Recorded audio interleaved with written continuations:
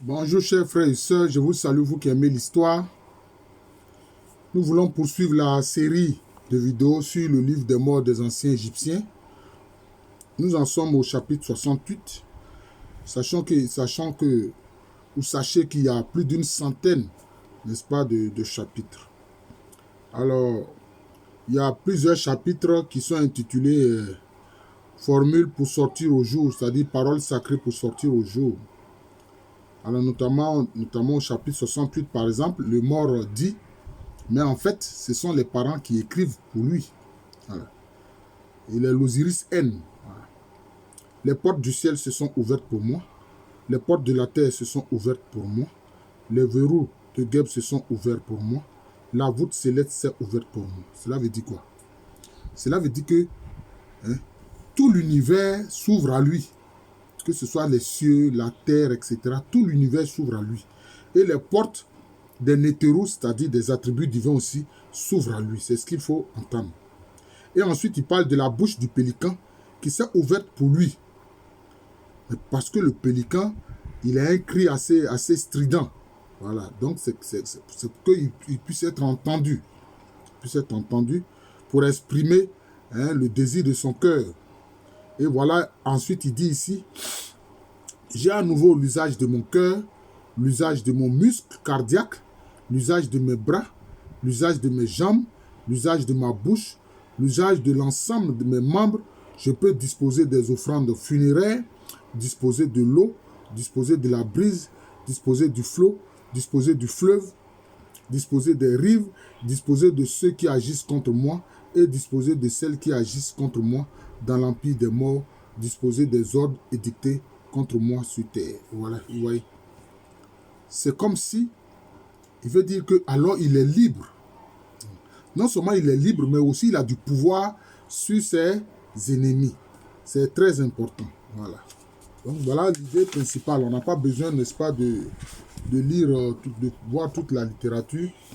Par exemple, là au chapitre 69, l'Osiris N, c'est-à-dire le défunt, dit « Je suis l'incandescent, frère de l'incandescente, Osiris, frère d'Isis, mon fils m'a protégé avec sa mère Isis de mes ennemis qui se comportaient de façon hostile contre moi. » Vous voyez ici, il s'identifie à Osiris, l'homme parfait, et il dit que son fils l'a protégé. Il fait allusion à Horus, qui est le fils de Osiris et d'Isis. Voilà, c'est à ça que cela renvoie.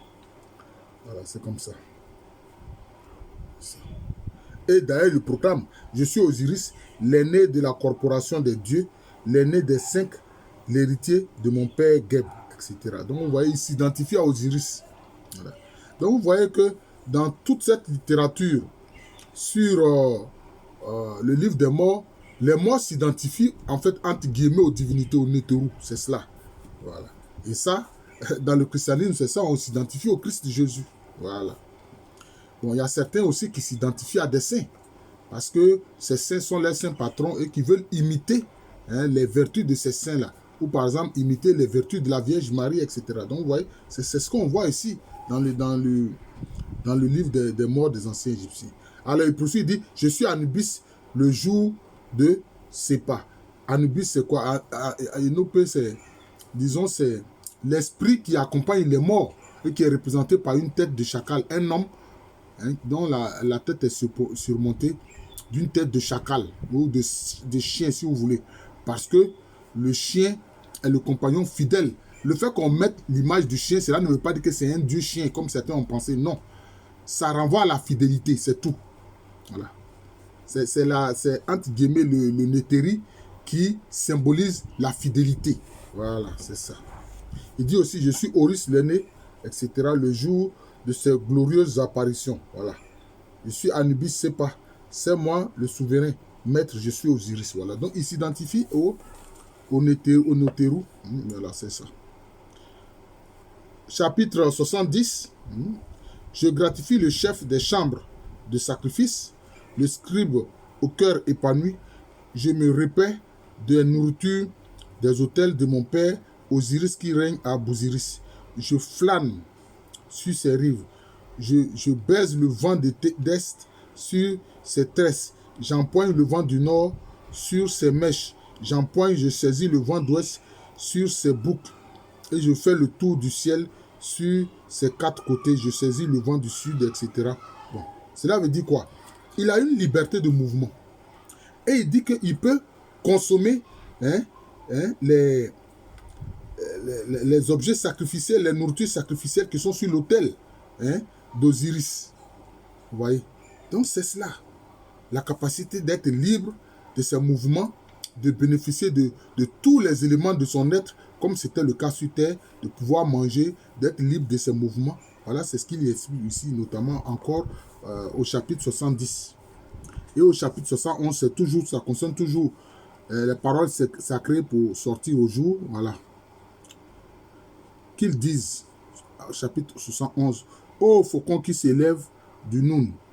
Faucon, en fait, c'est Horus, qui est représenté par un faucon. Donc, vous voyez, quand on met un animal, il ne faut pas prendre ça je peux dire, à la lettre. Non. Il faut voir le symbolisme que cela représente et à quoi cela renvoie. Quand il dit faucon ici, il pense à Horus. C'est Horus. Ô faucon qui s'élève du Noun. La preuve, le Noun, ce sont les eaux primordiales. Ce sont les eaux primordiales. Garde-moi intact comme tu te gardes intact toi-même. Voilà, c'est ça. Toujours le secours de la divinité. Faucon dans sa chasse, j'ouvre à celle qui est sur l'étoffe. Voilà. Délie-le, détache-le, pose-le à terre, fais ce qu'il désire, dis à mon sujet, celui qui n'a qu'un visage. C'est-à-dire que là, il demande le secours d'Horus.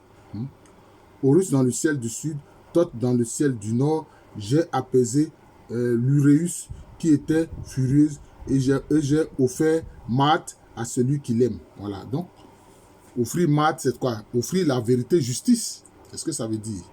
Offrir Maat, c'est offrir la vérité, justice à celui qui l'aime. Voilà, donc c'est ça. Hein? Le fait d'avoir recours aux attributs divins pour, n'est-ce pas, être libre dans l'univers des défunts. C'est ce que le défunt fait ici. Voilà. Toujours au chapitre 72, par exemple, maintenant au chapitre 72, c'est toujours les formules pour sortir au jour. Par exemple, dit formule pour sortir au jour et ouvrir la grotte.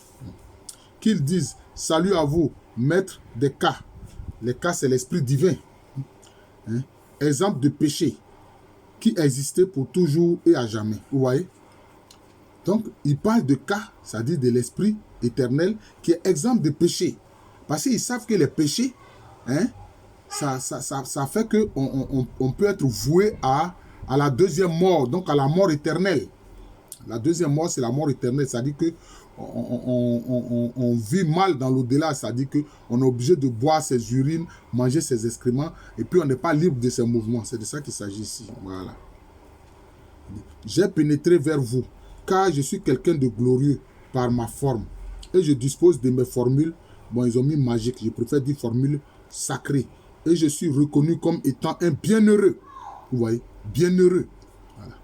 Par exemple, dans le christianisme, quand on parle de la béatification, on parle de ceux qu'on déclare bienheureux. Voilà. Parce qu'ils ont eu une vie conforme à ce que Dieu veut. Voilà, c'est cela.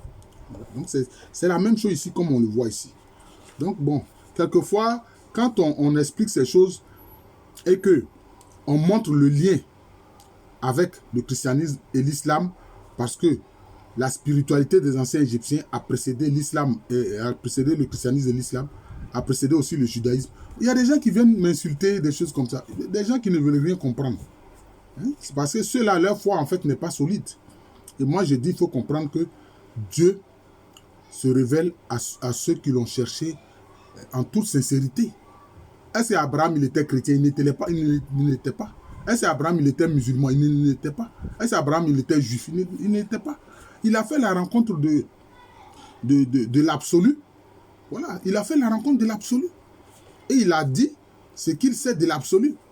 Donc la révélation se poursuit, c'est tout. C'est comme ça qu'il faut comprendre la chose. Au lieu de venir insulter le pauvre professeur Alou, qui essaie justement de vous expliquer ces choses-là. Voilà. Il ne faut pas faire ça, c'est pas bon, frère. Je parle de certains, je ne parle pas de tout le monde. Voilà. Il écrit ici, par exemple, Celui qui connaît ce livre sur terre ou celui dans le sarcophage duquel il est mis et en écrit, il peut sortir au jour sous tous les aspects qu'il peut désirer, prendre et rentrer à sa place sans être repoussé. Le livre, c'est quoi ici? Ce sont justement les prières, les demandes adressées aux Nétorou qui sont mises par écrit, notamment par les Médou-Nétiens, et puis c'est mis dans les sarcophages. C'est mis dans les sarcophages, c'est mis dans les tombes. Donc ce sont des sortes de demandes aux Nétorou, aux attributs divins qu'on met dans la tombe du défunt pour que cela l'accompagne, que ce soit une prière qui lui soit favorable et qui lui permette, comme il dit, de désirer prendre ce qu'il veut, rentrer, sortir comme il veut, être libre de ses mouvements. C'est de ça qu'il s'agit. Voilà. Voilà. Bon, je vais terminer par deux autres chapitres, notamment aussi le chapitre 74 et le chapitre 75. Là, ici, on parle de sortir de terre. Hein, formule pour hâter le pas et sortir de terre. Notamment le chapitre 74. Parole dite par N. Tu feras ce que tu feras, Sokar, en tant que celui qui est dans son château, opposant dans l'empire des morts. Je suis celui qui resplendit, celui qui domine le plateau du ciel. Quand je monte au ciel, je grimpe sur les lumineux.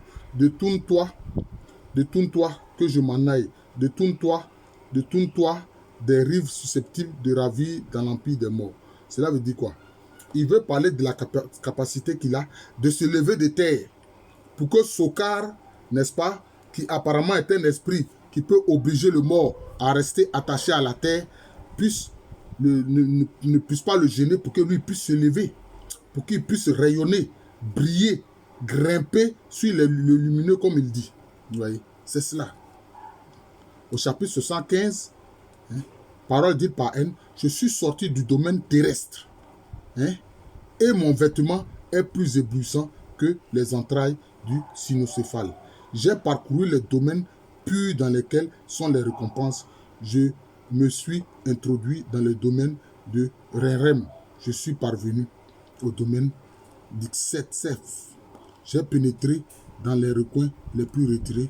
Je suis passé de la demeure de Kemkem. La boucle d'Isis me tend ses bras vers moi. Tend ses bras vers moi. Elle m'a recommandé à sa sœur Kébenet et à sa mère Kébet. Elle me place à l'orient du ciel, là où Ré se lève, où Ré apparaît chaque jour, étant apparu, ayant surgi, étant considéré comme un dieu. Je suis mis par elle sur le chemin sacré sur lequel Thoth chemina quand il apaisa les deux combattants. Qu'il aille à paix, qu'il vienne à dette. Bon, qu'est-ce qu'on peut comprendre par là? Simplement, il dit qu'il veut se lever de terre. Pourquoi? Parce que la lumière ne vient pas de la terre. Simplement parce que la lumière ne vient pas de la terre. Hein? Ce qui illumine la terre vient d'en haut, vient du ciel. Vous voyez? Ce qui illumine la terre vient du ciel. Notamment les étoiles, le soleil, etc. Quelque part, la lune reçoit sa lumière du soleil. C'est ce qu'il veut dire. Et que, qu'est-ce qu'il fait? Il s'appuie sur Isis. Hein? Il s'appuie sur Isis. Et sur même la mère d'Isis. Non seulement sur la sœur d'Isis, Kébenet, mais aussi sur la mère d'Isis, Kébehet. Non, Kékehet. Hein? Et aussi, encore, il s'identifie à Ré, qui est la divinité quand elle est lumière, etc. Vous voyez? Donc, c'est ce que le défunt fait. L'identification. Voilà. Parce qu'il est dit, hein, il est dit même dans la religion abrahamique que on va au ciel. Hein. Ceux qui sont dans la félicité céleste. Comme on dit, la félicité céleste. Or, si tu es attaché à la terre, tu n'es pas dans la félicité céleste. Et voilà ce qu'on voit ici à travers ces chapitres 74 et 75 dont parle le défunt l'Osiris N. Voilà. Parce qu'il y a des gens qui, dans leur vie ordinaire, sont tellement attachés aux choses de la terre. Or, les choses de la terre sont passagères. Tes habits, là, tu ne les emporteras pas. Ta voiture, tu ne l'emporteras pas. Ta maison, tu ne l'emporteras pas. Tu n'emporteras rien de matériel. Donc, d'où la quête du ciel. La quête de ce qui est élevé. Et ça, nos ancêtres kémites, à travers le livre des morts des anciens Égyptiens, le disent. Moi, j'appelle ça le livre de la vie. Voilà. Je vous remercie. Je suis le professeur Alou Kwame René, professeur titulaire d'histoire à l'université Félix Houphouët-Boigny, une université qui est à Abidjan, à Cocody. C'est en Côte d'Ivoire, un pays situé en Afrique de l'Ouest. Merci encore et bonne journée à tous.